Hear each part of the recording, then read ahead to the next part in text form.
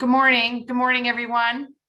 Thank you all for joining us. And Director Rocker, as I recall, we don't need to move directly into the meeting itself, or do we need to open the meeting for the opening ceremonies? No, Governor, this is pre-meeting, so we don't need to do that yet. Okay. All right. Well, I'm delighted to welcome everyone to our 17th annual Land Board Awards ceremony. And my colleagues remember, and actually Secretary Fagan, you probably weren't here last time around, but every year the State Land Board honors exceptional projects and partners helping to protect and enhance Oregon's treasured natural resources. Since these awards were established in 2004, more than 35 awards have been presented. Recipients have helped keep our waters clean, restored important habitat, and supported native species, work that benefits our entire state. There's certainly an annual reminder of how much Oregonians can achieve when we all work together to preserve the beauty and bounty of Oregon. Today, we are presenting a Wetland Award, a Partnership Award, and a Catalyst Award. So I'm going to turn it over to Treasurer Reed to present the first award. Thank you, Governor. I'm pleased to present the Wetland Award to the Jackson-Fraser Wetland Long-Term Habitat Restoration, a project that brought a damaged wetland back to life in Corvallis. More than 30 years ago, the Department of State Lands issued one of the state's first wetland violations for this very state. It was a time when states across the nation were just beginning to understand the importance of wetlands, and Oregon was among the first to implement strong wetland regulations. Our state recognized, as we still do today, that healthy wetlands support healthy waters, lands, and people. During storms, wetlands hold water and help protect communities from flooding. Wetlands filter and remove pollutants from runoff. They store carbon, helping us in the fight against climate change. And wetlands also serve as habitat for migratory birds and many other species. For this site in Corvallis, human changes to the land over time had erased many of the benefits provided by the former wetland. In the 1990s, Benton County acquired the Jackson-Fraser wetland and began working to return the area to its natural state. Today, we honor the resounding success of those efforts. In 2017, a team of partners formed to develop a project strategy and pool resources. Partners included Benton County, Natural Areas and Parks, the Oregon Department of Fish and Wildlife, the U.S. Fish and Wildlife Service, the City of Corvallis, and the Oregon Watershed Enhancement Board. In the years that followed, the team collaborated to fix the topography of the land, removing human-made ruts and furrows and smoothing mounds of earth that affected water flow. Subtle contours and depressions were created to restore the area's natural hydrology and create complex habitat for native vegetation, insects, and amphibians. The team also worked to remove invasive reed canary grass, which dominated the landscape and crowded out native species. Project impacts and costs were reduced through creative collaborations between partners, including sharing machinery and moving the rich soil removed to a nearby farm. As a result of these efforts, invasive reed canary grass has decreased by 90%. Native vegetation has been restored to the area. The threatened Bradshaw desert parsley and endangered Nelson's checker mallow has rebounded. Additionally, shorebirds, waterfowl, and songbirds have increased by about 25%. More than 10,000 visitors arrive every year to see this recovering wetland and learn about its history and benefits to the region. This project leaves a legacy. The Jackson-Fraser wetland now provides crucial benefits to the community, supports wildlife, and enhances learning and public recreation. And these partners have set a standard for what future restoration work can and should look like. So joining us today to accept the award is Adam Stebbins with Benton County. Mr. Stebbins, we're eager to hear a few words from you.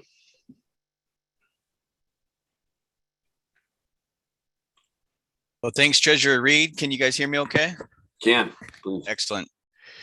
I really appreciate the award, and really for me to pay tribute, as you mentioned, is this was a long time coming. It was 36 years ago this November that the push to drain the swampy area known as Jackson-Fraser Wetland, named after the headwaters, began.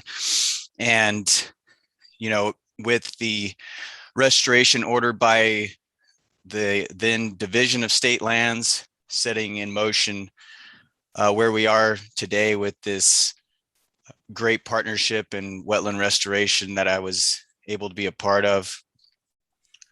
And I really want to give thanks to a local Corvallis conservationist, Dr. Bob Frankel, who really spearheaded and was a steadfast advocate for the protection of this North Corvallis swamp, and really took the county along with a lot of volunteers to protect the area. And Bob passed away in 2017, right as we were starting the technical planning. And it was good that he knew we were carrying on one of his life's passions. Also, just want to quickly thank Ray Fiore with RTF Consulting, who was our lead consultant on the project, and all of his knowledge and support on the project. Bruce Bailey, who was 3-decade long employee, staff person with Benton County Natural Areas and Parks, who really lit a fire under me to look at Jackson Fraser again and to start focusing our resources there. Jared Jabusik with U.S. Fish and Wildlife Service, who is the Partners Program biologist based out of Finley Wildlife Refuge, who provided technical support, countless hours, and securing federal agency coordination, operator support for the scrapers you saw in the slideshow, and really helping us recreate those seasonal wetland pools. Colin Tierney and David Strappel with Oregon Department of Fish and Wildlife for letting us use all that equipment you were mentioning, hauling all sorts of equipment up and down the county roads between E.E. Wilson Wildlife Management Area and the site. And Jude Geist with City of Corvallis Parks for giving us the green light to place that rich organic soil on the adjacent farm lease. And of course, Oregon Watershed Enhancement Board for the funding support. And last but not least, Oregon Department of State Lands. They paid for a very detailed, comprehensive consultant report back 30 years ago, and helped us with our general authorization wetland permit. And, just to sum up that little story is, once something is set in motion, it can really always continue, as long as people step up and have a vision and make that vision into reality, where in the case of Jackson Fraser, old and young, rich and poor, any type of person can experience the beauty of this rare Willamette Valley wetland. And, they can just have a short drive to that area or walk right out of their homes onto the boardwalk. And I'm sure that's something that will surely stick around. So thanks again, and appreciate your support and the award. Thank you, Mr. Stebbins. Normally we would be shaking your hand, but today I think we could all applaud you virtually and wave and do all that. So thanks very much. I think my job then is to turn over to Secretary Fagan for the next award. Thank you, Treasurer Reed, and congratulations, Adam, and the entire Jackson Fraser Wetland Partnership. What an incredible opportunity to help protect our natural resources here in Oregon. And I am pleased I get to present this year's partnership award to the Oregon Tidegate Partnership, which is a coordinated effort by federal, state, tribal, and community partners to repair and replace Oregon's aging tide gates. I learned a lot just in preparing for this award. More than 1,000 tide gates along Oregon's coast help control tidally influenced waters. And the tide gates act as essentially one-way doors. Fresh water flows out and drains during low tides. And during high tides, the pressure on the water closes the gate. And when the tide gates work well, everybody benefits. Tide gates help keep farm fields, roads, and buildings dry. They also allow native fish to continue their migration journey. But when tide gates don't work properly, they can affect water flow. This obviously has a negative impacts on the infrastructure and wildlife that tide gates are intended to protect. Many of Oregon's tide gates need repair or replacement. So the Oregon Tide Gate Partnership has coordinated for the past 4 years on creative, practical solutions to fix the state's aging tide gates. Much of the partnership's success is due to inviting diverse interests to the table. These partners include coastal communities, coastal counties, watershed boards, conservation groups, agricultural and ranching associations, Oregon's tribes, and federal and state agencies, including the Department of State Lands. And the partners have leveraged their expertise and perspectives to identify solutions for repairing and replacing Oregon's tide gates. Together, the partners have created an inventory of our state's many tide gates. They have supported landowners by establishing sources of funding and engineering resources, and they have created tools to help communities plan for future tide gate updates. And regulatory agencies have coordinated on a streamlined permit review process.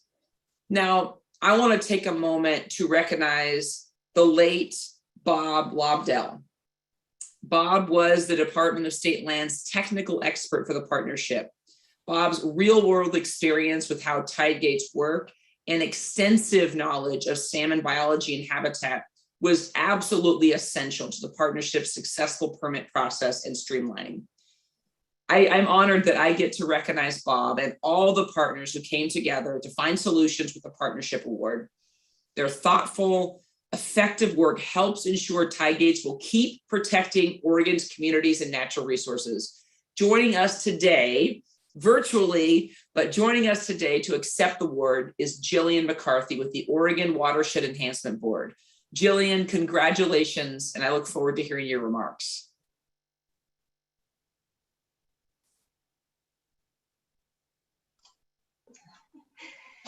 Thank you, Secretary Fagan. Thank you to the Land Board.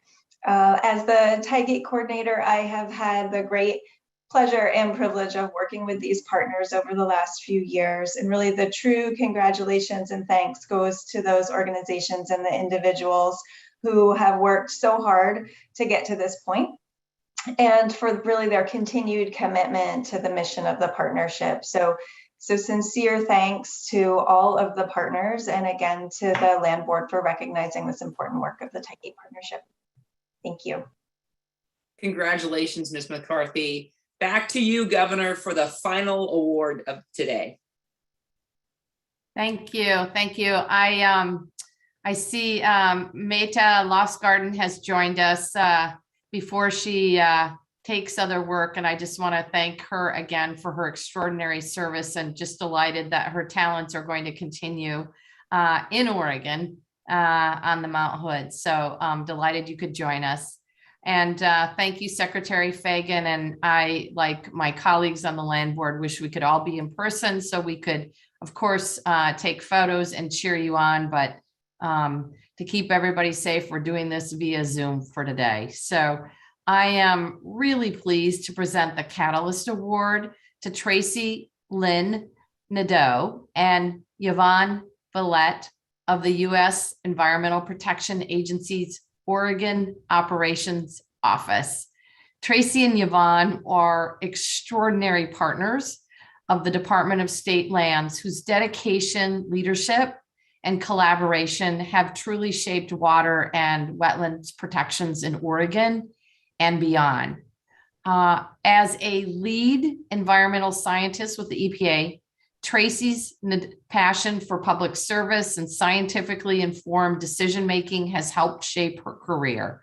For decades, she has encouraged and supported the use of data to better understand and more effectively protect wetlands and waters. Tracy has a knack for identifying gaps in aquatic resource protections and seeking innovative solutions. She takes a collaborative approach, working with DSL and other regulatory agencies to develop practical tools for everyday use. As one of the examples, Tracy spearheaded the development of the stream flow duration assessment method for Oregon, which has helped DSL and other Oregon regulators clarify which waters are covered under the Federal Clean Water Act and determine best management practices. Tracy was also instrumental in the creation of the Stream Function Assessment Method for Oregon, a tool that helps assess how impacts to streams can be reduced and mitigated. These tools developed right here in Oregon, and they're currently being adapted for use in other states across the country. Tracy's technical expertise and zeal for effective, efficient policies have provided enduring support for DSL's work. Our department is incredibly grateful for her partnership. Let's give her a shout out. So Yvonne Vallette is an aquatic ecologist whose 35 years with the EPA have focused on teaming with states, our tribes, and local governments to develop programs that protect wetlands and waters to enhance or address gaps in the Clean Water Act. Yvonne is an amazing partner who has assisted DSL as a project manager and advocate for numerous EPA wetland program development grants and projects over the years. She's helped connect the state with the technical and financial support needed to develop a strong wetland program that complements federal requirements. As a result of her support, the department has been able to make significant strides toward the state's no net loss of wetlands goal. Funding from the EPA has helped DSL develop better tools for tracking wetland restoration programs and changes to wetlands and land use. Yvonne seeks to make permitting processes more efficient without sacrificing natural resource protections. Her guidance has been instrumental in helping DSL develop a robust wetland program that is a model for other states. We commend her for her dedication to wetlands protections and her keen attention to shaping consequential policies. Tracy and Yvonne are joining us today to accept these awards. But before I turn the floor over to the two of them, I just wanted to share, I was debating, I've got two quotes, just debating. I think I'm going to go with Tom McCall. And the quote is apropos of all of our folks that are here today, and frankly, all the work that's happening around Oregon to make sure that we build back better. And Tom McCall said, "Heroes are not giant statues framed against a red sky. They are people who say, this is my community and it's my responsibility to make it better." So with that, I'm very, very pleased to turn it over to first Ms. Nadeau and then to Ms. Vallette for a few words. Thank you, Governor Brown, and to the State Lands Board. I would also like to thank and acknowledge my absolutely excellent colleagues at the Department of State Lands. The leadership displayed by the Department of State Lands to protect and enhance Oregon's natural resources should not go unsung. Our long collaborative partnership working on behalf of the people and the aquatic resources of Oregon has been truly one of the most satisfying.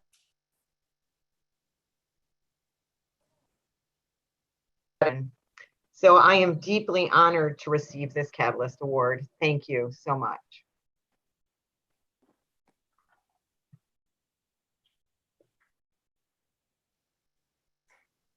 And I'll follow up by saying, as humbled as I am to receive this award, I am equally proud, though, to have been a collaborator with an agency that has valued the power of state and federal partnerships.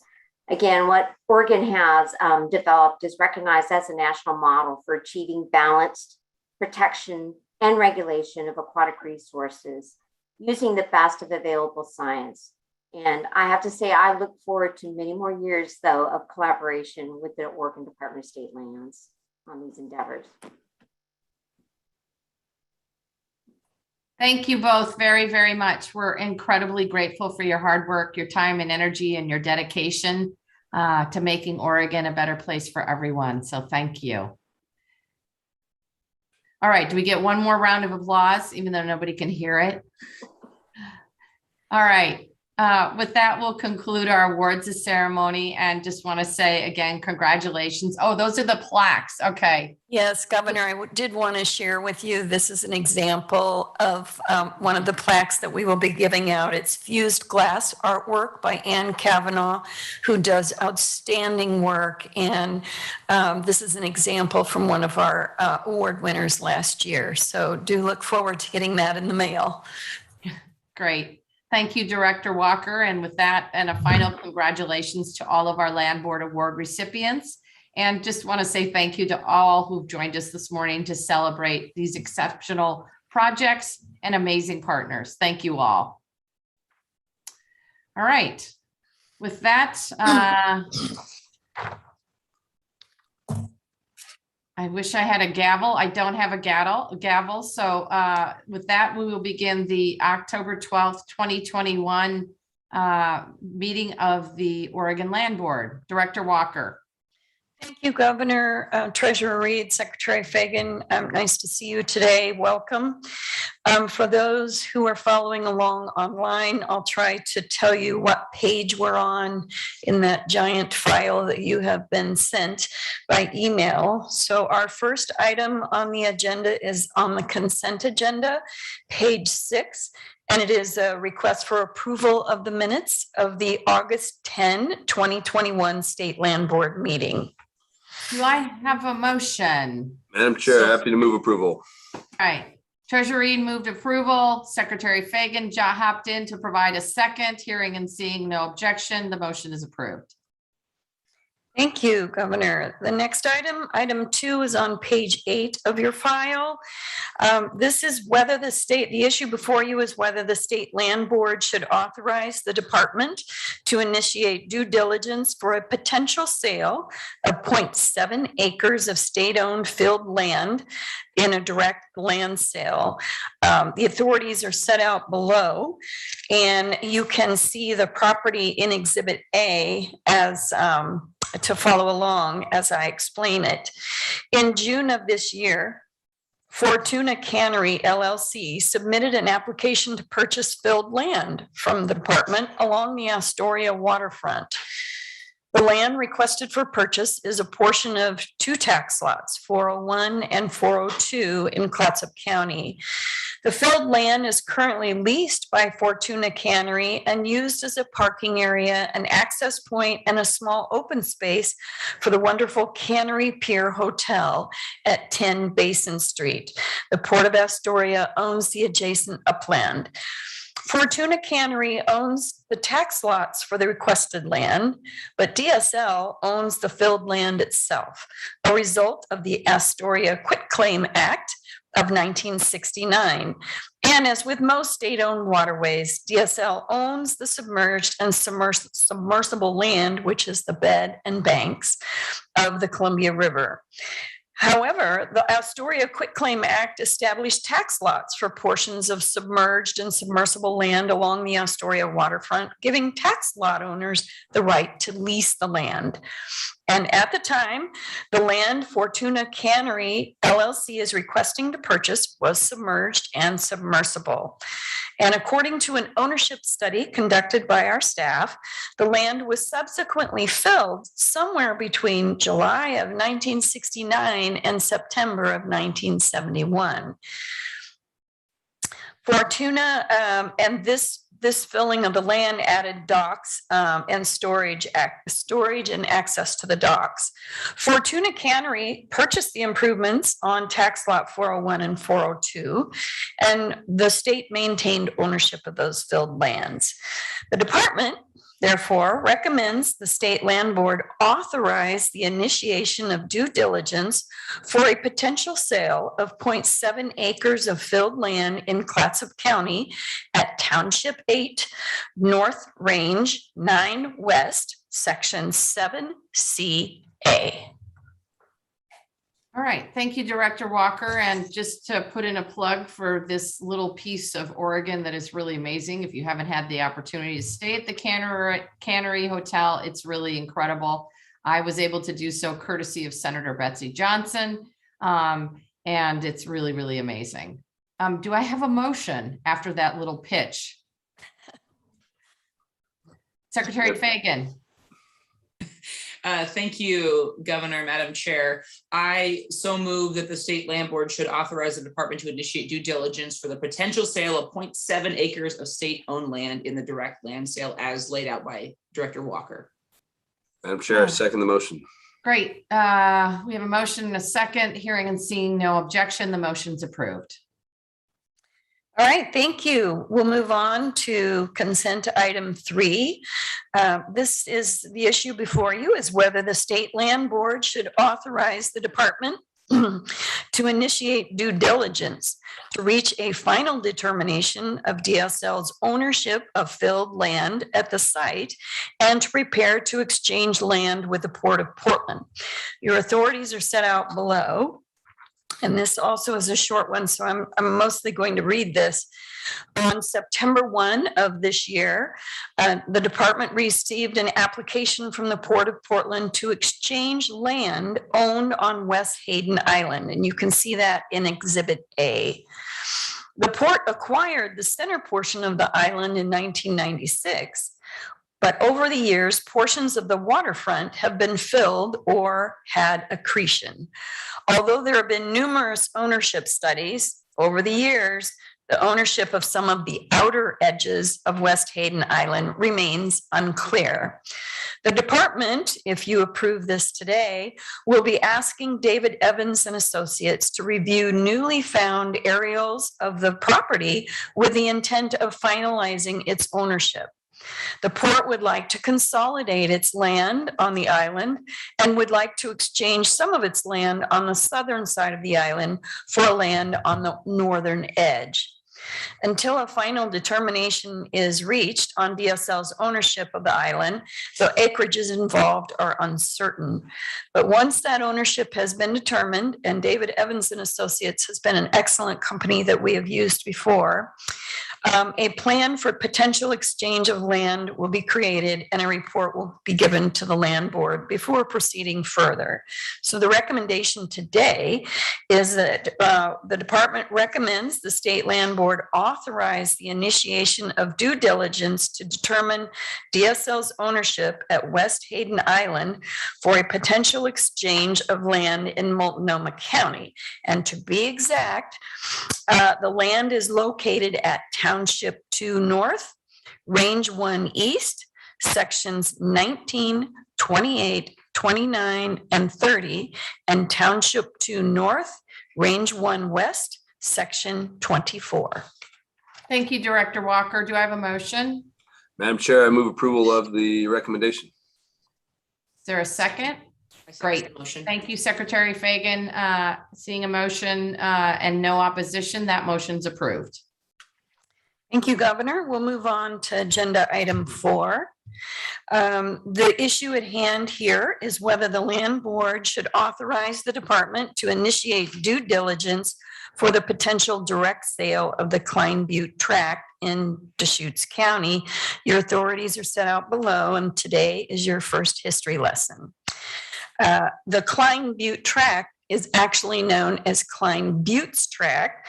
I had my staff look this one up on several assayer websites and elsewhere to learn exactly whether it was a plural or a singular. In this case, Klein Buttes refers to all 3 buttes. Klein Butte refers to the highest peak in the cluster of buttes. So we're going to call this the Klein Butte's tract.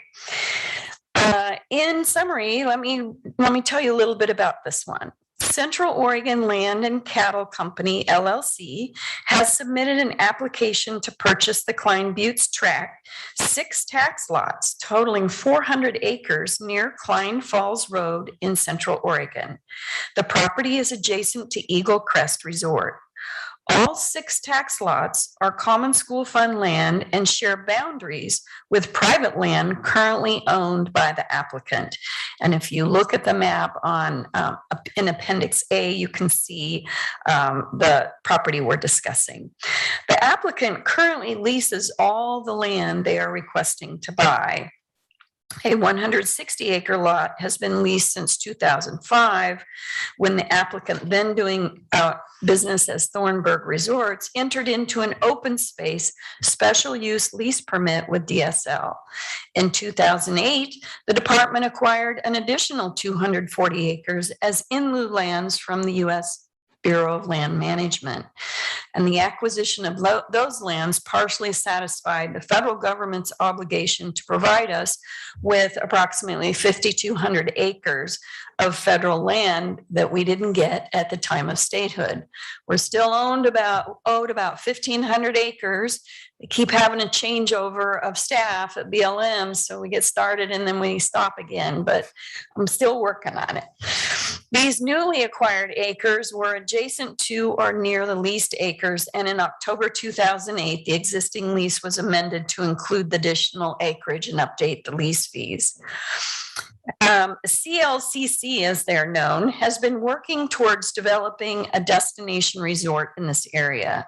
At the time of the 2005 lease negotiations, the lessee was drafting a conceptual master plan and conditional use land use application to meet Deschutes County's permitting requirements for a destination resort.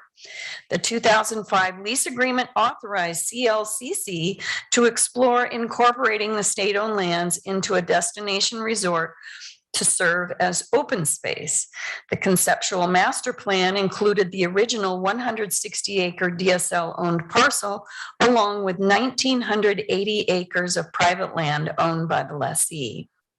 CLCC submitted a master plan to Deschutes County, which details the first phase of developing the destination resort. The master plan does not include the state-owned acres. Though the county has approved the master plan, the approval was appealed to the State Land Use Board of Appeals, remanded back to Deschutes County, where it was pending a decision at the time of preparation of this document. But as of September 24th, Deschutes County has now approved the master plan, and I have not yet received any notice of appeal. There were 12 days allowed for notice of appeal. The CLCC intends to eventually incorporate the state-owned lands into the destination resort. What we're asking today is a due diligence review. This is our third one today. A due diligence review is required prior to the land board's consideration of any sale. Should the state land board approve the department to complete a due diligence review, the department will evaluate multiple factors. And I just want to share what those factors are with the public so they understand those.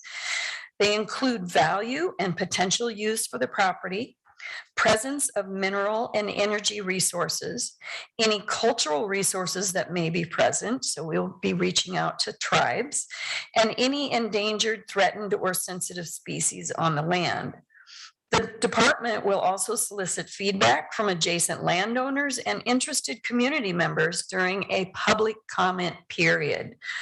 And after the due diligence review, if I, as director, determine the land should be available for sale, the matter will come back to the land board for approval of the method of sale. So at this time, the department recommends the state land board approve the department to complete a due diligence review for potential direct sale of the Klein Buttes tract. And let me, for the record, cite that location specifically. The property is 400 acres located near Klein Falls Road and Eagle Crest Resort in Deschutes County, Township 15 South, Range 12 East, Sections 17, 20, 29, and 30. Tax lots 5101, 5102, 5103, 5104, 5200, and 5300. That completes my presentation, Governor. Thank you, Director Walker. The chair is prepared to make a motion, but I understand that we have somebody signed up for public testimony. Ken Katsaroff had signed up, but he is not on the call according to my staff. Okay. All right. He was with Schwabe, Williamson and Wyatt. Okay. I've heard of that. I will make a motion to request approval to initiate due diligence for the potential direct sale of the Klein Buttes tract, 6 tax lots totaling 400 acres located near Klein Falls Road and Eagle Crest Resort in Deschutes County. Is there any conversation? Secretary Fagan.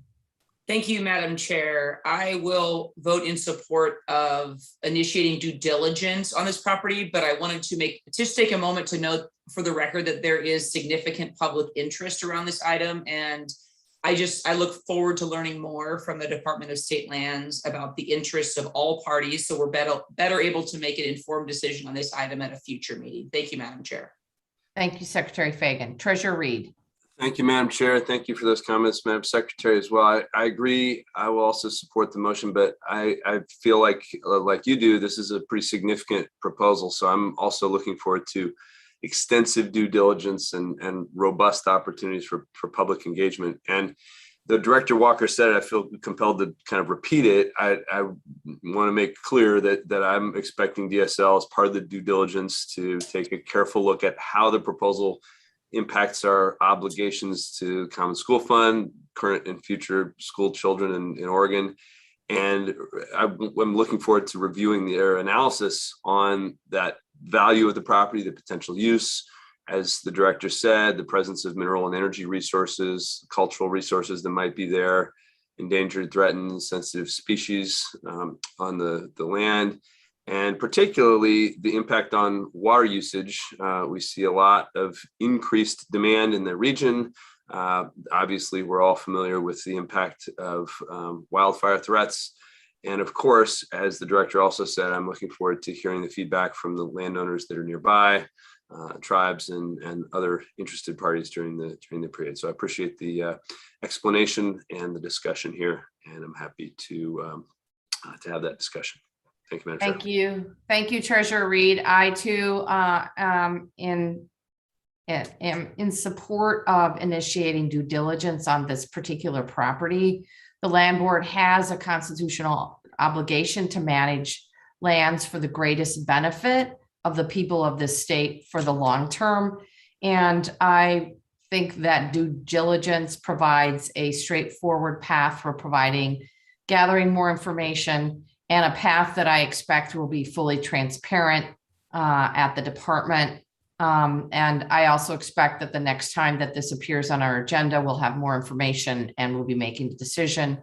I too am concerned about land use and water impacts in Central Oregon, and waiting to see and hear more information. So with that, hearing and seeing no objection to the motion is approved. Thank you, Governor. We will move on to informational items. We have some pretty exciting information to share with you today. Item 5 is at page 18. Oh, I think I've been neglecting to tell the page numbers, but if our audience could have a moment to look through the entire annual report for the South Slough National Estuary and Research Reserve, I think you will be just pleasantly surprised. Leanne O'Neill, one of our comms people, worked closely with the staff at the South Slough to prepare this report, and it's just absolutely fantastic. And this is the inaugural event of an annual report for the South Slough. It has never had an annual report before. And here to present parts of the report to highlight some of the excellent things that have been going on is Bree Yednock, and Bree is the manager of the South Slough. So Bree, I'm going to turn it over to you, and I think there's going to be some screen sharing at some point. Yes, thank you, Director Walker.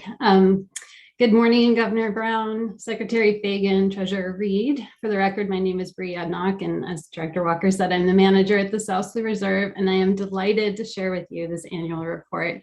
So I am going to go ahead and share my screen. Is my audio okay? Can you all hear me all right? Yes, we can hear you. And let's see, are you seeing the title slide? We are. Perfect, great. Well, I will jump right in. Okay, so South Slough Reserve is a protected area and national leader in coastal education, research, stewardship, and training. The reserve was designated in 1974 as the first unit of the National Estuary Research Reserve System. And this is a national network of 29 coastal reserves across the country that are coordinated by the National Oceanic and Atmospheric Administration, or NOAA, in partnership with coastal states. So in Oregon, the Department of State Land serves as South Slough Reserve state partner, and by statute, the reserve is governed by the South Slough Reserve Management Commission. South Slough Reserve values and maintains strong tribal partnerships. We are located on the southern Oregon coast on the native lands of the Millet-Coos people who have managed this area for abundance since time immemorial. Today, we recognize the continued tribal connection to these lands and waters of the reserve and work closely with the confederated tribes of the Coos, Lower Umpqua, and Siuslaw Indians, the Coquel Indian tribe, and the confederated tribes of Siletz Indians, as you'll hear about later in the presentation. We have 18 staff whose great work I will be highlighting today. As a protected place for long-term research, education, and stewardship, South Slough Reserve is really a living laboratory. The reserve is also a community mainstay because we offer access to recreation and education opportunities for the community.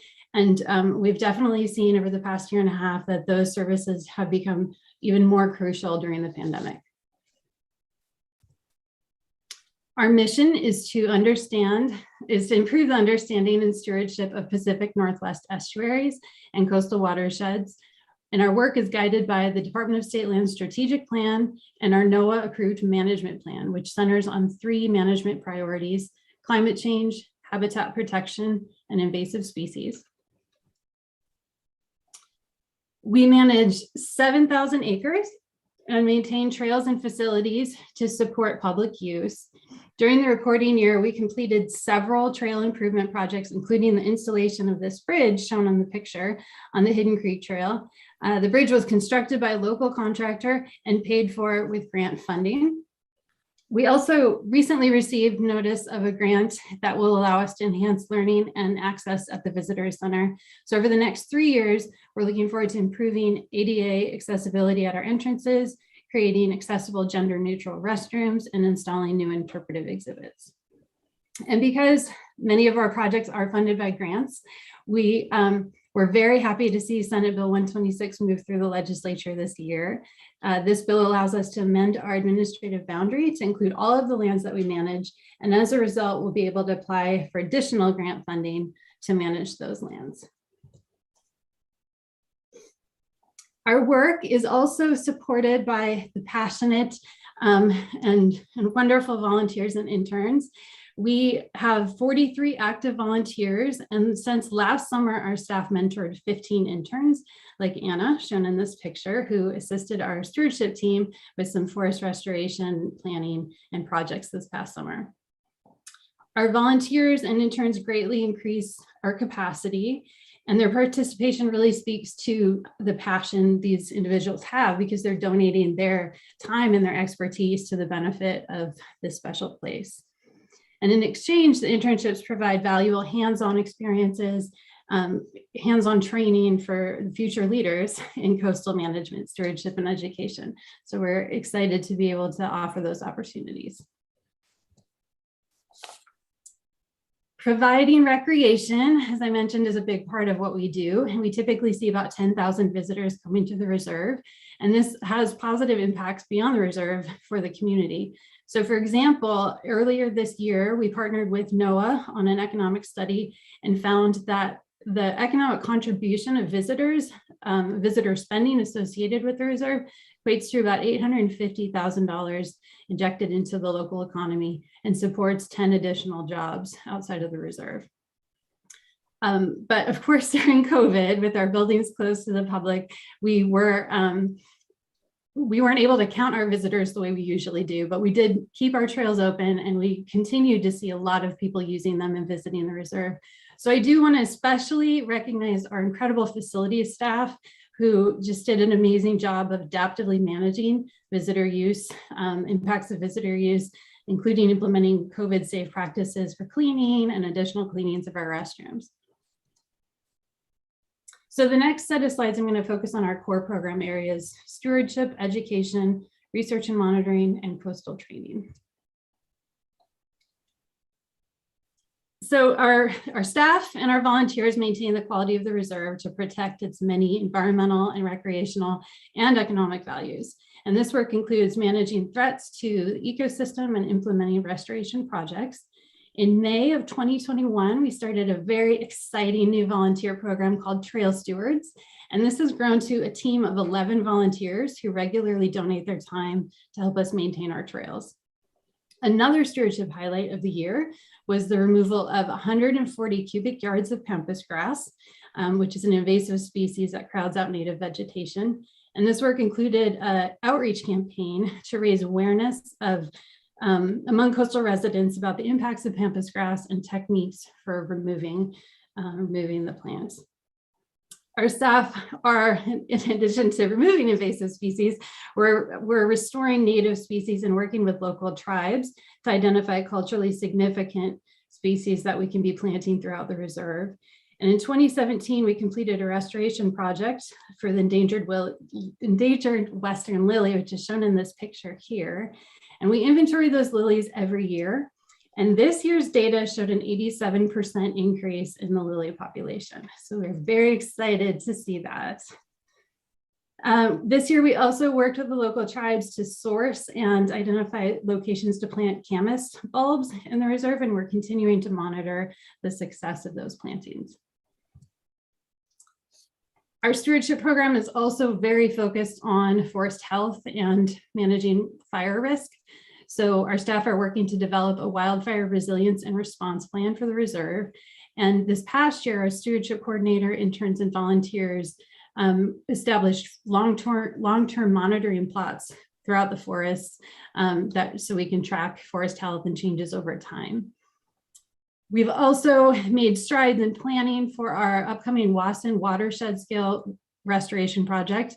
And this includes working with a group of technical experts, natural resource and restoration experts, as well as tribal representatives to ensure the project is protecting cultural resources and promoting culturally significant plants and all species. So moving on to education. Our education programs connect children and adults with nature and opportunities to learn about coastal systems. This year, it was challenging, but our education staff really showed how adaptable and creative they can be when school groups weren't able to come out and visit the reserve due to the pandemic.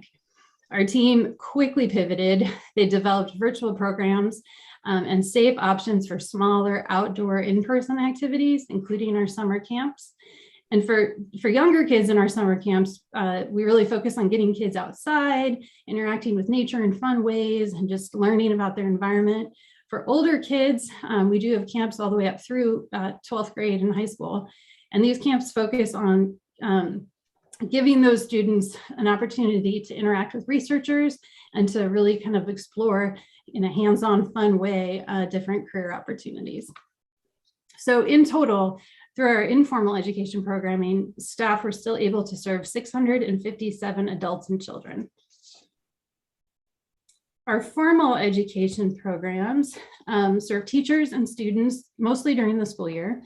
And because schools couldn't visit the reserve and our educators couldn't go out to the classrooms as usual, our team again adapted and offered 36 virtual options and hybrid in-person programs and managed to serve 534 students.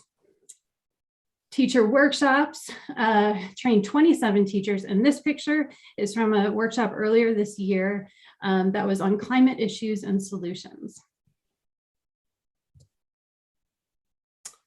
Our research and monitoring program, our talented staff kept everything operating and running smoothly. This program collects continuous data at weather, climate, and water quality stations within the reserve, as well as at water quality stations throughout the Coos Estuary in partnership with the local tribes. With our monitoring program, we're able to track short-term variability and long-term change in the system. And the data are really used and relied on by natural resource professionals, academic researchers, coastal managers, and planners. We also maintain sentinel sites in the reserve to study the impacts of climate change, such as sea level rise, on our wetland communities. This picture is showing an intern at one of our sentinel sites collecting elevation data. During the reporting year, we also continued to collaborate on projects to understand the potential for coastal systems to sequester blue carbon and offset atmospheric emissions. Our research staff have been monitoring. Bree, could you tell our audience a little bit about blue carbon and why the term is being used?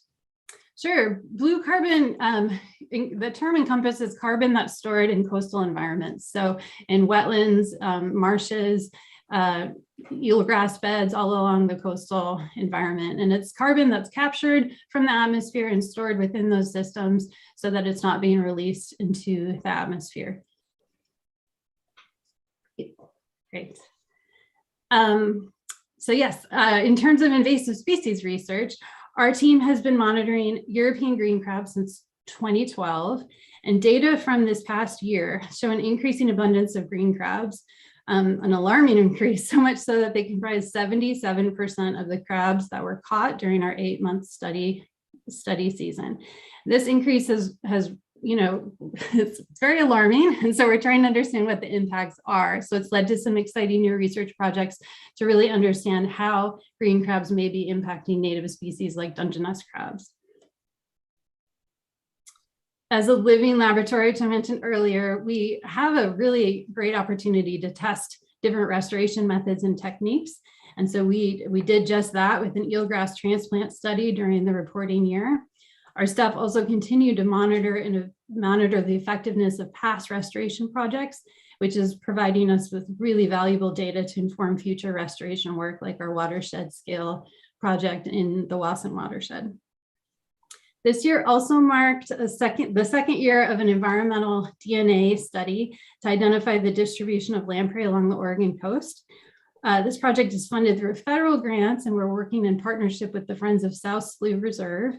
And it involves community members that are volunteering their time as citizen scientists to collect data up and down the coast. And they're helping us fill significant data gaps in our understanding of lamprey species in Oregon. Our coastal training program is designed to translate all of that science, all the great work that our staff are doing, and provide management tools to coastal decision makers and natural resource managers. In the reporting year, our trainings covered topics such as cultural resource management, tools and best practices for virtual meetings, and environmental DNA methods. And similar to our education programs, these trainings shifted from being primarily in person to virtual and hybrid offerings and served 83 participants.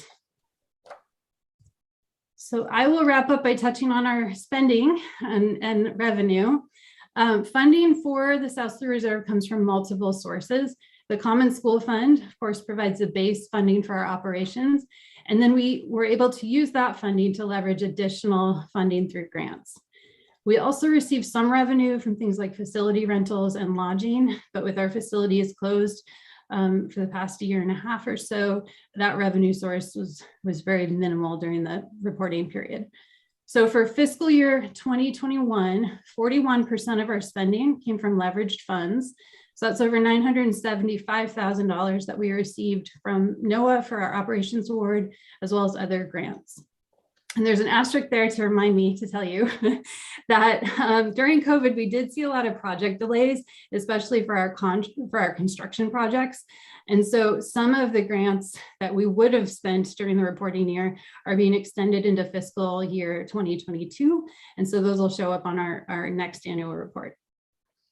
And then the last highlight I wanted to make sure I mentioned is that looking at the economic contribution study, which I touched on earlier, we completed that with NOAA in January of 2021.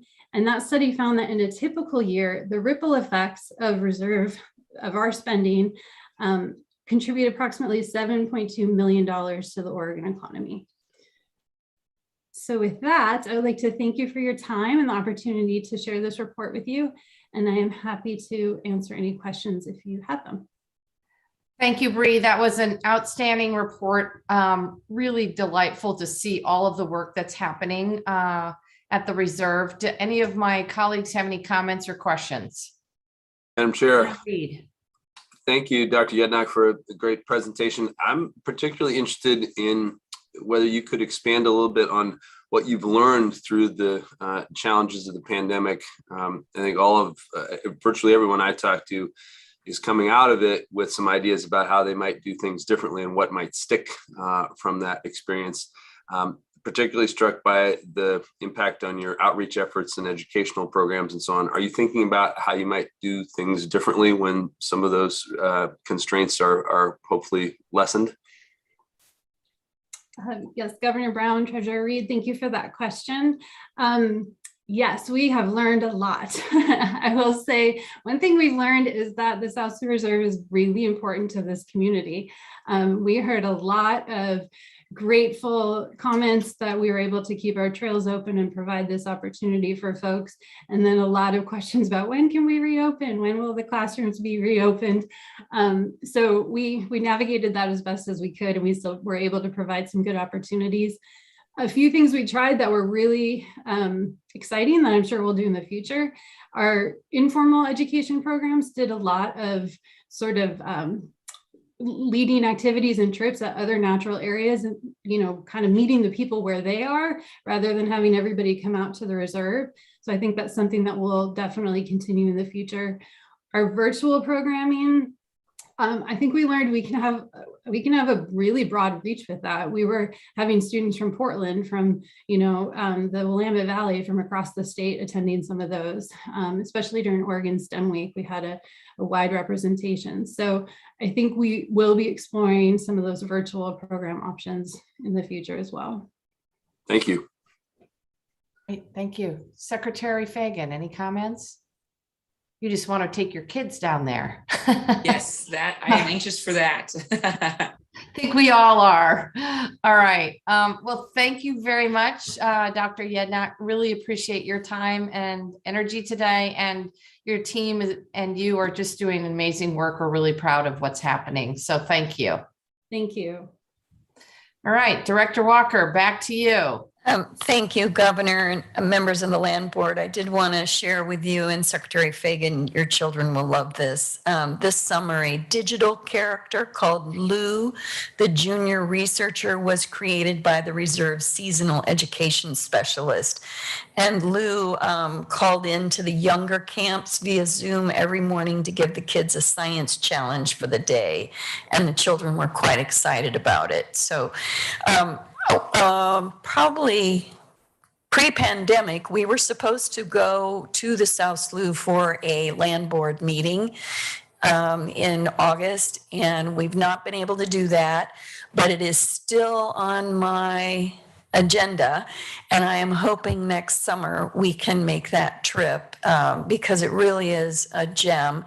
And I know that Peggy Lynch of the League of Women Voters is totally ecstatic that we are now doing an annual report. So Peggy, I hope you enjoyed that today. All right, we will move on to another exciting annual report. Bill Ryan, our deputy for operations here at the department, will give you the annual report for the Aquatic Resource Management Program, which goes into a number of the different program areas that are supported here at the department. So Bill, I will turn the mic over to you. Thank you, Director Walker. I will try to make it exciting. Let me see if the most exciting thing at first is making sure that I got the PowerPoint shared. Okay.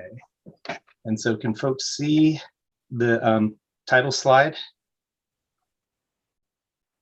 Yes, great. And only the title slide. I'm not sharing my notes inadvertently. Nope. Oh, huzzah. I got it right this time. Great. Well, good morning, Governor Brown, Secretary Fagan, and Treasurer Reed. For the record, my name is Bill Ryan. I'm the Deputy Director of Operations for the Department of State Lands. I'm pleased to be presenting highlights from the Aquatic Resource Management Program's annual report for fiscal year 2021. The full report is in your meeting packet. The department oversees Oregon's removal, fill, and wetland conservation laws and the use of state-owned waterways. This work helps protect waters and wetlands for their many contributions to Oregon. These include streams for swimming and fishing, wetlands that clean water and reduce flooding, rivers where commerce thrives, and vital habitats for fish and wildlife. The Aquatic Resource Management Program works with property owners and local governments to determine when proposed projects may impact wetlands and waters of the state, and issues removal fill permits. The program also works with ports, utility companies, businesses, and property owners to authorize use of state-owned navigable waterways, which include major rivers and lakes and the territorial sea. The Aquatic Resource Management team delivers service statewide, supporting communities and landowners in protecting waters and wetlands. Day-to-day oversight of these aquatic resources involves engaging in outreach and education that supports landowners, developers, businesses, governments, and consultants in minimizing impacts to aquatic resources. Reviewing applications for removal or fill of material in wetlands and waters and for the use of state-owned waterways, and then analyzing the proposed activity or use and seeking input from the public, regulatory agencies, Oregon tribes, local governments, and other interested parties regarding those activities, and then ultimately issuing removal fill permits for activities in waters of the state and authorizations for use of state-owned waterways that are conditioned to protect those resources while allowing economic development, public safety improvements, and the exercise of private property rights. Next, I'm going to show just a handful of slides that illustrate some of the waters of the state. So this here is a lily pond in Warren in Columbia County, kind of a typical freshwater, shallow pond area. Also in Columbia County, we have Scapus Bay Marina. And so the marina itself is actually over state-owned lands. And so the marina actually pays lease fees to the department to operate that facility on state-owned waterway. This is Klewax Lake, and it's a floating dock, and Klewax Lake is south of Florence in Lynn County. And this is a floating dock recreational use and just an example of one of our coastal wetlands. This is the middle fork of the Willamette River. Looks like it's about midsummer flow there, and very clean, clear water coming out of the Cascade Mountains there.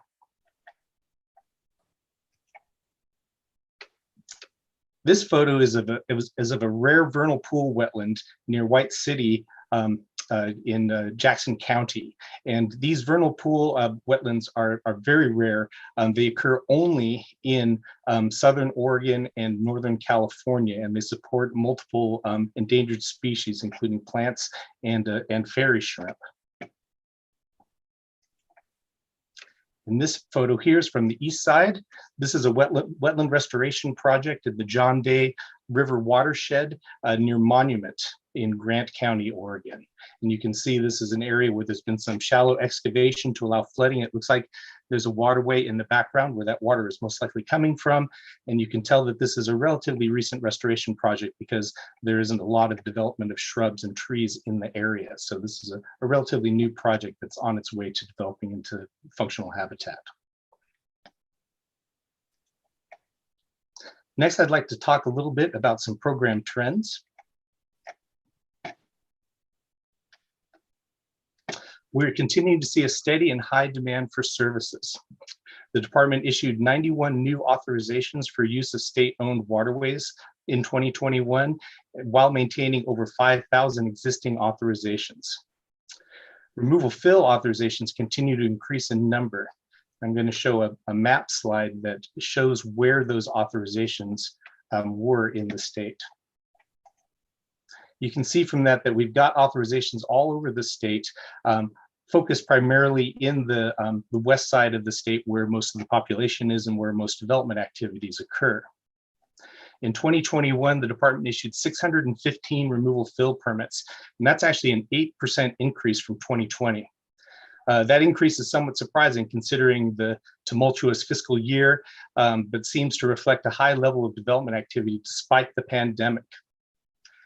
In addition to issuing those permits, staff reviewed 1,180 wetland land use notices from counties, which is a 46% increase from 2020. Again, this indicates local development activity, but can also be attributed to the department's consistent outreach to local government planners. The ARM program staff is busy. We've been very busy for a few years now. We've seen historically high numbers for permits and other reviews since about 2019. And while the growth curve is flattening out a little bit, it's still continuing to increase. I do want to note that demand for service affects our ability to provide service. So we do use data to identify potential needs for staffing or changes to how we deliver service so that we can serve customers well and also ensure manageable workloads for our team while protecting the water resources of the state. Next, I'd like to touch on issues related to management of state-owned waterways. That slide up, there we go. So intense use of public waterways is continuing to be a challenge. In particular, abandoned and derelict vessels on rivers and long-term camping along riverbanks are increasing, resulting in increased demand for department services. And on this slide, you can see this is Jansen Beach on Haden Island in Portland, and you can see long-term camping up on the riverbank, as well as 2 vessels of concern. These are relatively large vessels that, if they're not maintained properly, can result in releases of hazardous materials, environmental pollutants, as well as navigational obstructions. The uses of the camping and the storage of abandoned and derelict vessels have significant impacts on the health and safety of waterways. The department continues to partner with other state agencies, with local government agencies, law enforcement, and social service organizations to address these issues. The department spent almost $100,000 on cleanup activities during fiscal 2021, including vessel removal and riverbank cleanups. More than 60 tons of solid and hazardous waste were removed during camp cleanups, and 16 vessels were removed from the waterways and disposed of. In addition to addressing abandoned and derelict vessels and long-term camping on state lands, the department continues to engage with public partners and other stakeholders on various aspects of the Portland Harbor super site cleanup on the Willamette River.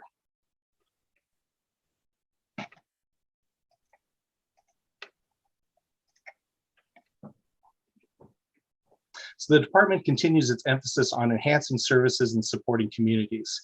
The department provides information and assistance regarding waters of the state to the public and local governments. We maintain and improve the state wetlands inventory and the local wetlands inventories developed by local governments, which identify the presence of known wetlands. The state wetlands inventory and the local wetlands inventories, in addition to the wetland land use notice process and wetland determination services provided by the department, serve as free early warning mechanisms to local governments and property owners regarding the presence of wetlands or other protected waters and the potential need for an authorization from the department. The department also continues to examine and improve processes to meet customer needs. We continue to improve and add electronic services such as accepting and processing permit applications online and having the state wetlands inventory available online, as well as adding data to that inventory. We also support the development of mitigation banks as an efficient option for offsetting impacts to wetlands. Mitigation banks provide better environmental outcomes at a lower per acre cost than individual mitigation projects. And the slide that I'm showing is an example of a mitigation bank. It's the Marys River Mitigation Bank in Benton County. And that's a large scale wetland restoration project that generated 71 wetland credit acres that can be used to offset impacts of development. Next, I'd like to talk a little bit about program effectiveness. There are several data points in the report that help demonstrate the effectiveness of the program in protecting waters and wetlands, particularly for removal fill permitting. The department conducts compliance monitoring by spot checking permitted activities in a random, statistically valid manner to provide a reliable indication of permittee compliance. Our monitoring for 2021 showed a compliance rate of 86%. Which is pretty good, and didn't see any huge or major violations of permitted activities. Of the almost 864 active permits that we have now, only 7 enforcements were open for projects that had a permit. This is likely due, at least in part, to the program's emphasis on engagement and education in the permitting and monitoring processes.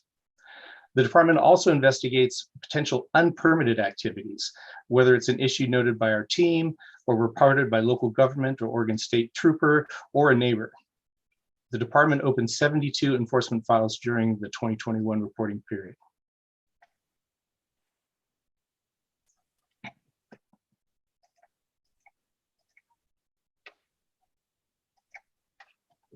And then finally, I would like to recognize the entire Aquatic Resource Management Program team. They do an outstanding job of delivering the program and protecting waters of the state with a very small, lean crew. We only have about 37 employees. I think it's roughly 32 or 33 FTE. And they have done an amazing job during the COVID pandemic crisis, adapting to full-time teleworking and social distancing very quickly and with minimal lapse in customer service. DSL is really like a big family, and we continue to support one another in these challenging times and to deliver DSL's mission and protects the waters of the state. So thank you for that, and I'm happy to answer any questions you may have. Thank you, Bill, for that excellent report. I don't have any questions. Treasurer Reed, Secretary Fagan. I do, Madam Chair. First, Bill, thanks for the presentation. I really like the visuals. It reminded me of a conversation we had at what I think was our last in-person meeting. Governor and I were both struck by what was then more of a budget report as opposed to a program report that you've given us here today. But it prompted me to check in, and I wonder if you could give us a little more of a budget preview or sort of check-in. The nature of that conversation, as you may remember, was the relationship between the Common School Fund and the actual program and how much of a subsidy was going on there. Has there been any significant changes in that, or should we assume that that ratio is about what it was then? Governor Brown, Treasurer Reed, thank you for that question. Yes, that was the February 2020 landward, right before everything shut down for COVID. Yes, there are structural funding challenges with the Aquatic Resource Management Program. Basically, the removal fill permit fees and fines that generate revenue do not really pay for the regulatory program, and that's just on a regular basis. And then in some years when the revenues from the waterway leasing of state-owned waterways cover those operating expenses as part of the larger program. But when there are high costs, such as those for some of the waterway cleanups that have occurred, and you might recall the $12 million global cleanup on the Columbia was an extreme example of that. But when that happens, then other Common School Fund statutory revenues need to be tapped to pay for the program. The department actually is looking at addressing that. That is a key element of our revised strategic plan that we'll be presenting to the department, to the board in December of this year. And so there haven't been any big changes at this point. What we need to do is have basically a large conversation with our stakeholders, because really the solutions we're looking at include things like raising permit fees and license fees, lease fees, that sort of thing. Requiring more robust financial assurances for users of the waterways, and also requiring and looking at more robust insurance for folks that are using the waterways, because really the highest risk to the Common School Fund revenues is really the cleanups of these abandoned and derelict vessels, especially the large commercial ones, because those can run into the millions, literally, to basically decommission those. And so that is something that's of a very high priority to the department, and we'll be looking at in the coming year. Thank you for the response, Bill, and the question, Treasurer Reed, because it has not dropped off our radar. The pandemic just slowed everything, but raising fees requires robust stakeholder involvement. All of us, all three of you and I have been in the legislature, and we know what it's like for those fee fights. And so it's best if we can get the support of our stakeholders going into a legislative session to look at fee increases for particular types of removal fill projects, because not all removal fill projects are the same. Some are significant, as was the Jordan Cove project, pipeline project. That was a significant investment of time from staff, yet they paid a simple application fee. So it necessitates us doing a robust review, which we did start, and we will continue, and that is in our strategic plan. So thank you for that question. Thank you, Director. Madam Chair, I appreciate that. I would humbly suggest that fee increase may not be the only solution. It might be the most obvious, might even be the best. But I, for one, am not feeling good about the Common School Fund continuing to subsidize in this way. And I hope we can keep our momentum up. Agreed. And I do think that if we can complete stakeholder engagement over the next 15 months, this could be baked into the 23-25 governor's budget, and hopefully would provide a great launching pad for this conversation in the legislature in 23. I will not be there, but I hope that both of you will be there in some shape or form or another, and can continue this much needed and frankly long overdue conversation. So. All right, Director Walker, I think we are on to the last agenda item. We are, Governor, and for those listening, we are at page 69 of your packet, and this is an exciting report. This tells us how well our fund has been doing. John Hershey, who is Director of Investments at the Oregon Treasury, State Treasury, is going to give us our annual Common School Fund report. So John, take it away and tell us how well we've done this past year. All right, super. Let me first get my screen shared. And okay, great. Well, first off, Director Walker, thank you. And Governor Brown, Secretary Fagan, Treasurer Reed, it is really my pleasure to present that annual review. Maybe since this is my first time presenting to the State Land Board, I'll take a very brief moment to introduce myself. I've been with Treasury for a little over 13 years in a number of capacities, most recently as the Director of Investments. I'm replacing Mike Viteri, who's been the one working on this portfolio for about the last 4 or 5 years, and is the one you're familiar with presenting. Mike recently left Treasury to become the Chief Investment Officer at the state of Arizona, which is for him kind of a dream job. So that transition took place this summer. So I've really been the point person on this portfolio since July. Now with that, let's get to the asset allocation policy slide. In many ways, this is one of the most important determinants of long-term returns for the Common School Fund. And as such, we review the asset allocation every 3 or 4 years or so. The most recent review was done back in 2017, and that's when the real estate and alternative asset classes were added. And then we also reviewed this again in 2018 alongside the distribution policy study that was conducted then. I'll draw your eye to the kind of the second column from the right. You can see we're overweight public equities. In many respects, that has been a fortunate thing, as you'll see on some of the ensuing slides. And the reason for that is we've been underweight those 2 new asset classes, the real estate and alternatives. They're in the process of getting built out, and that takes some time. You know, the punchline is our models suggest that we should earn about 6.6% over time. Now that's a model.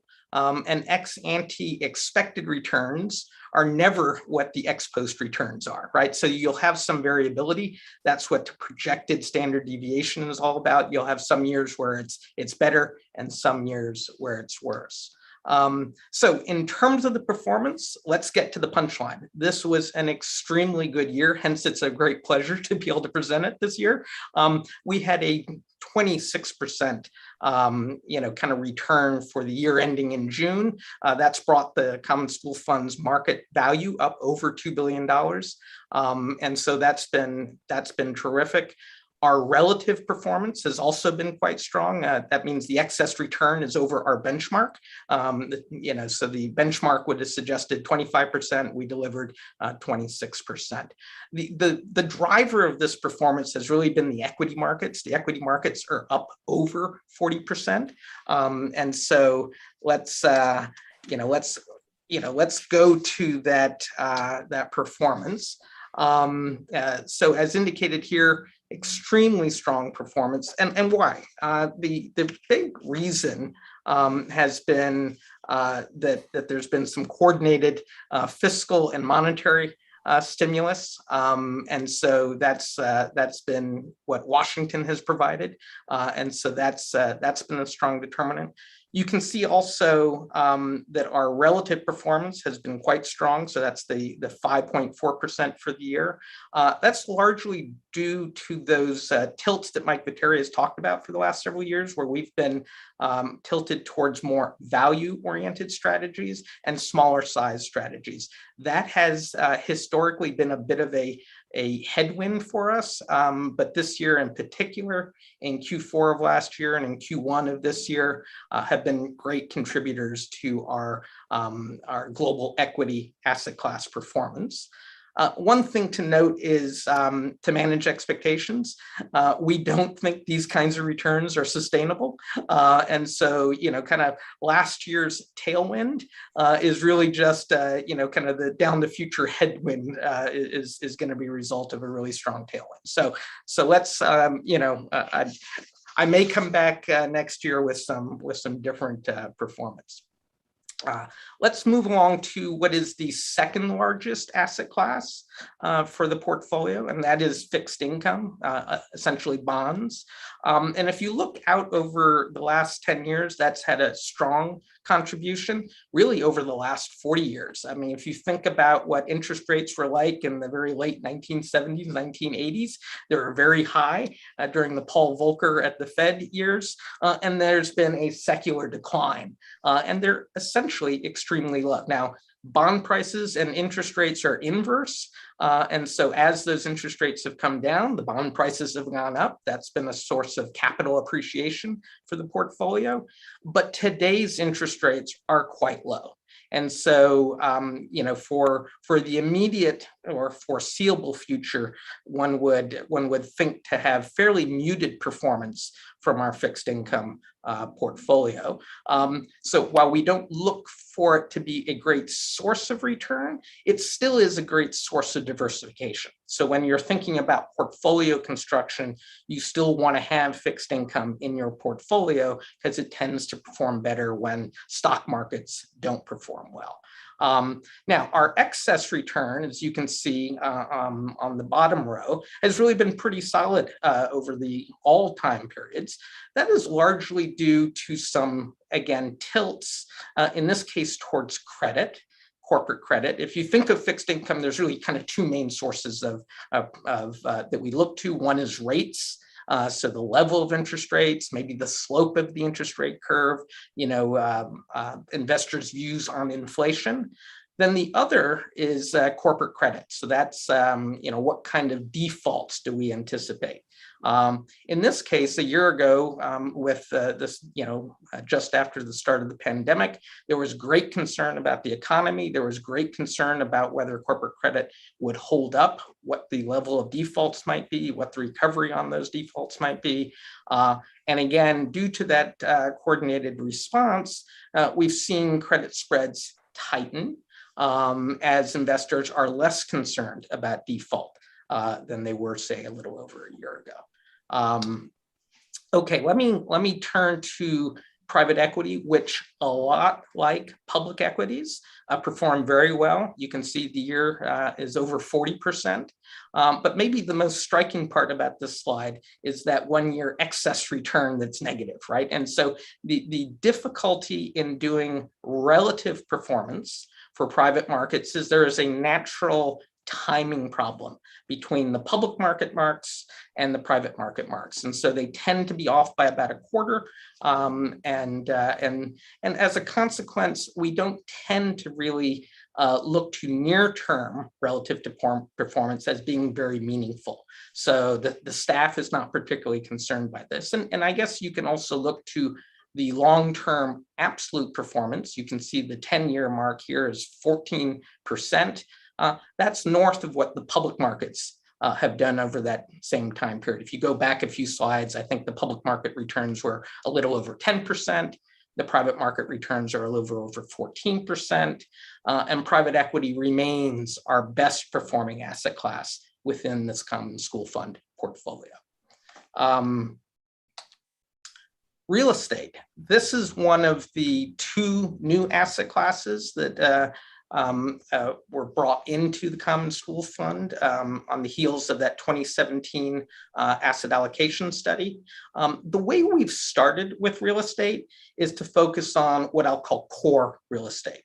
And core real estate is essentially the lower risk, lower return type properties. A great example might be, an office building in a gateway city like San Francisco that is fully leased up with credit-worthy tenants on long-term leases.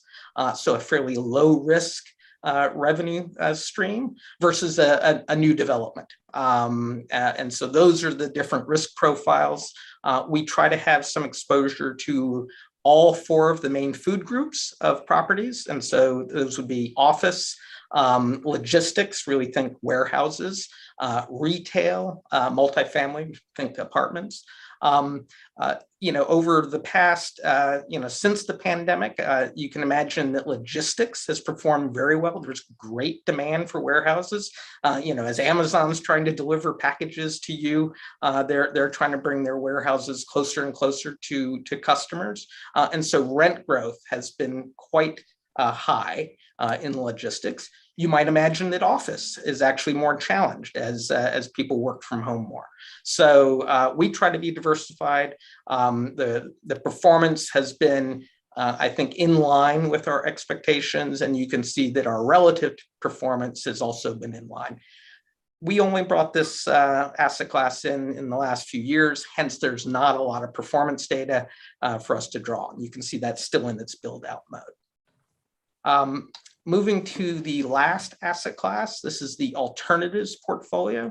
The alternatives portfolio is made up of kind of two different kinds of strategies or assets in what I'd call an unlikely marriage. So on the one hand, you have the real assets that are not commercial real estate. So you can think of infrastructure assets, natural resource assets. And then you also have what we call diversifying strategies, and those are more trading strategies. They're liquid, whereas the real assets are illiquid. The Oregon Investment Council has decided that sell division, which was always contemplated, should occur. And so you'll see a bifurcation of these two asset classes. It'll make it easier to measure performance amongst those. For example, right now, the infrastructure assets are doing fairly well. The diversifying strategies are not doing as well. Again, not a lot of performance history. The most recent 1 year was strong. It's really its best 1 year performance since we brought it into the Common School Fund. And that relates back to those value strategies that we talked about in the public equity slide. They also exist within the diversifying strategies here in the alternatives portfolio. Let's see, let me talk briefly about some of the key priorities. We have brought on board a new investment consultant. They started working with staff at the beginning of the year. There are two main projects that we're working on with them. One is to update that asset allocation study. We try to do that every 3 or 4 years. The last update or review is in 2018. So we're already engaged with the consultant on that project. The second project is to update our investment policies that the Oregon Investment Council reviews. And that's a fairly significant project. By the way, these two projects are mirror projects to what's going on in the defined benefit program. So similar projects for OPERF are happening for the Common School Fund. And in addition to that, I will be working with our private markets team. So that's the team that runs private equity, real estate, and the alternatives portfolios to refresh their pacing for the Common School Fund, and as well to take another look at the composition of their portfolios for the Common School Fund. The Common School Fund tends to have a slightly more concentrated portfolio in those asset classes than we have, for example, in the defined benefit program. And then I'll just leave it with kind of the long history here since 06. You can see kind of the growth of the Common School Fund's market value over time. You can see there was a 08 with the global financial crisis, saw that dip, and then you've seen a pretty steady increase. And you can see even the slope is extenuated a little bit more recently as the market has performed pretty well. So I'll maybe leave it there and open it up for questions. Great, thank you so much. Questions or comments from land board members? Madam Chair, I'd just say welcome to John to this new format. I hope you, Madam Chair, Madam Secretary, see why we have such a strong team at Treasury. John is nationally, internationally known too amongst his peers, and he's definitely lived up to the saying that we use as a motto at Treasury, that every basis point counts. Remember that's 1/100th of a percentage point, and even on these really specific figures, those add up over time. So thank you, John. Thank you, Treasurer. They sure do, and I'm sure this year has been the highest value for the Common School Fund that I can remember, and I remember when it was under $1 billion. So, Secretary Fagan, any comments? I'm just glad that that Treasurer Reed is the state treasurer and not me. I followed that as best I could, Madam Chair, Governor Brown. Thank you. All right. Well, that concludes our formal agenda. Director Walker, John, thank you very much for that presentation. Really glad to see you in this role. Hope your colleague enjoys his time in Arizona. And Director Walker, back to you. All right, thank you, Governor. I believe that Treasurer Reed had some questions. He wanted an update on edge cable. Is that still of a concern to you, Treasurer Reed? Yeah, Madam Chair, Director Walker, I would love to have an update. Of course, the land board has heard about the situation for some time, and I've been since then, as I'm sure my colleagues have been tracking what's been happening with the siting of the fiber optic cable in Tierra del Mar, and hearing from some constituents, some concern and some lack of confidence in what's happening. So I think we would all benefit from an update from your perspective, please. All right, thank you, Treasurer Reed and Governor Brown and Secretary Fagan. I appreciated the heads up so I could get a little more information prepared for you. There's been a lot of things going on right now with edge cable. So let me just take you back to April of 2020. Edge cable, folks commonly call that Facebook. Also, it's the holding company for Facebook. Edge cable abandoned equipment under the territorial seafloor off Tierra del Mar after a drill pipe broke during installation of the fiber optic cable. Among the actions the department required of edge cable following that drill pipe break was obtaining an encroachment easement for the equipment to remain under the seafloor. First, we determined that leaving the equipment in place would not damage the seafloor by leakage of anything that would cause an environmental problem.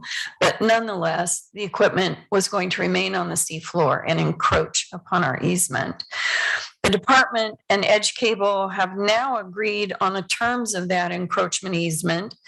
After Edge Cable submits an easement payment of $135,686.43 and $50,000 in financial assurances. The draft easement and supporting documents will come to me for final review and decision.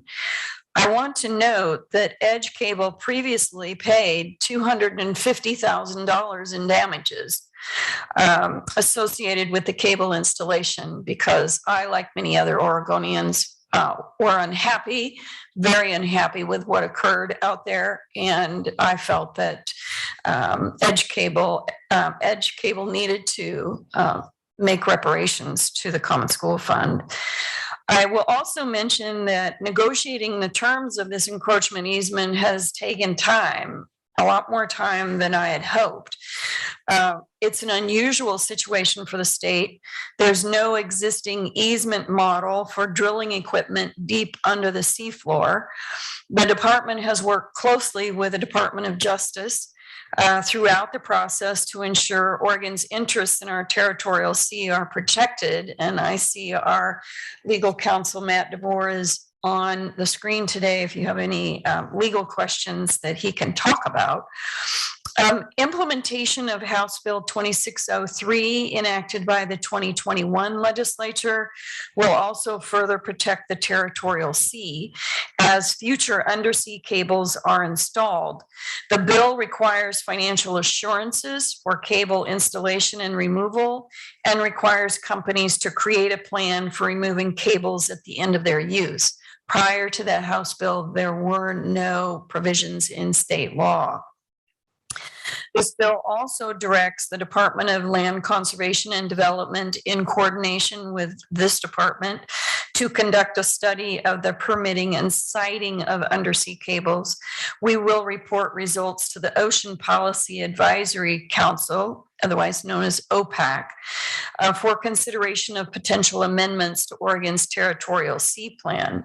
I will also mention that the $250,000 we got from Edge Cable and the easement money coming in, we also received a $5,000 application from Edge Cable for the easement request, and a one-time payment of $300,000 to avoid future payments due to changes in the legislation. This is often the case with undersea cables. In case the legislature decides to come back later and pass new laws, they'd rather pay money up front, which is what happened here. And now House Bill 2603 will come up with some method of payment in the future, but it will not be retroactive to this Edge Cable easement at this time. Mr. DeVore, did I miss anything in that report? Governor Brown, Director Walker, no, I think that was a thorough summary. There are lots of details in there, but I think that was a great summary. All right, thank you.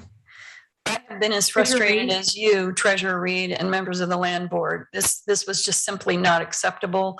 And Edge Cable did a terrible job of public outreach. They have since mended their ways after I took them out to the woodshed, so to speak, and told them we don't do that. We don't conduct business that way in Oregon. So the communication has gotten better. The project has completed at this point. I did get notice of that, and the site is being restored with native plants and trees so that it doesn't look like a construction site. But I believe that's as much as I know at this point in time, Treasurer.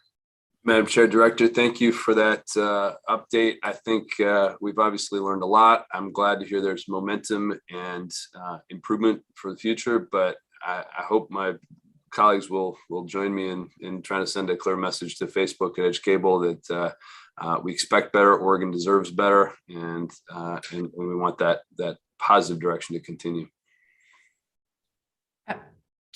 Treasurer Reed, thank you. I agree. Director Walker, in doing the math on the back of an envelope, they paid roughly $735,000 to the state. Does that sound about right? That's close okay. Enough for government work. Okay. All right. All right. Anything else on this issue? I'm sure the neighbors continue to be furious at this. This is just absolutely unacceptable. Yes. All right.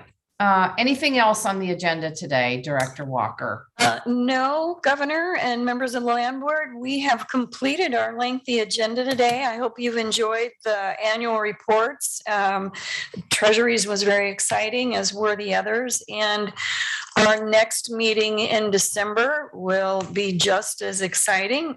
We will have our strategic plan that we've been working on diligently. It is now out for review with our stakeholders.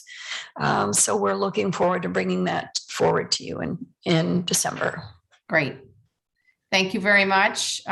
Seeing no further questions or comments, I believe we can adjourn the October 12th Land Board meeting. Thank you all very much. Director Walker, to you and your staff, thank you for their hard work. Really appreciate their time and energy. So be safe, everyone. Thank you. Bye.